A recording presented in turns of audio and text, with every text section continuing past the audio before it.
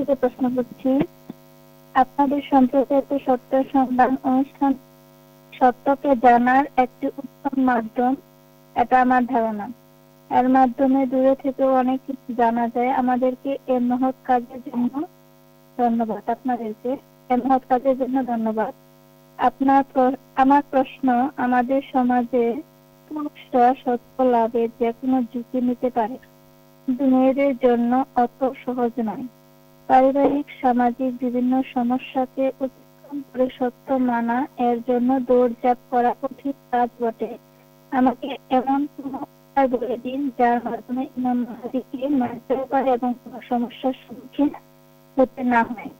কারণ আমি যেখানে বাস করি সেখানে কোনো আহমদি নেই, বরং আহমদি বিরোধী প্রপাগান্ডাই বেশি ভালো। জি, ধন্যবাদ বোন আপনার প্রশ্নের জন্য। মাওলানা সাহেব, মাওলানা আব্দুল রহমান চৌধুরী সাহেব, উনি বলতে চাচ্ছেন যে এই সমাজে পুরুষদের ঝুঁকি নেওয়ার অনেক সুযোগ আছে, কিন্তু আমি একজন নারী এবং আমার কাছে জামাতের যদি সত্য উন্মোচিত হয় তাহলে আমি কিভাবে এই জামাতের সত্যতা বা জামাতের সাথে আমি কিভাবে সম্পৃক্ত হতে পারি? প্রত্যেকের আলাদা আলাদা বিষয় থাকে এবং প্রত্যেকের সমস্যা এবং তার সমাধানও ভিন্ন। এ কারণে আমার পরামর্শ হচ্ছে, দয়া করে আপনি আপনার নিকটস্থ আহমদিয়া জামাতের শাখার সাথে যোগাযোগ করুন এবং তাদেরকে আপনার মনের কথা খুলে বলুন। স্পষ্টবাদী হবেন এবং স্পষ্ট কথা বলবেন।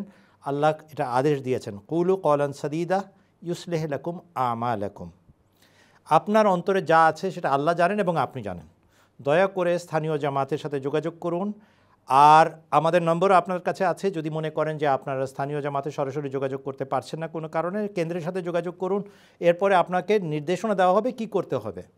কিন্তু এইখানে এই প্ল্যাটফর্মে প্রত্যেকের ব্যক্তিগত বিষয়ে আলোচনা করার কোনো সুযোগ নাই। তবে নীতিগত কথা এতটুক, আল্লাহ তাআলা সবাইকে দেখেন এবং জানেন এবং সবার অন্তরের সমস্ত কথা তিনি অবহিত। আপনার যদি নেক সংকল্প থেকে থাকে এবং অপারগতাও সেই ধরনেরই হয়, আল্লাহ তাআলা আপনাকে বঞ্চিত রাখবেন না।